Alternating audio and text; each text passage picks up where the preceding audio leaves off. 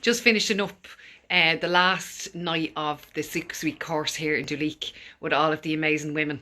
They're all being so quiet. It's so funny. They're normally so loud, and they're all being so quiet. They're like, we don't want to be in the live stream. But we had an absolute ball. A lot was achieved in the last 6/7 or 8 weeks. Don't tell anybody.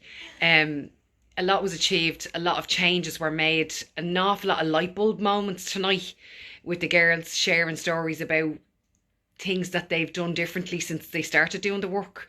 So I just wanted to thank the Duleek Feel Good Project for sponsoring this, and to all the girls, every single one of them who participated so well every week. They made my job so simple, and I'm so proud of every single one of them. I'm so proud of every single one of them. Honestly, what they shared here tonight at the table, and their vision statements for their future of the changes that they're going to make and everything that they're going to apply into their lives is like winning the Euro Millions for me. So that's it. If you think that this would be useful for your town, let me know. Take it easy, Slán.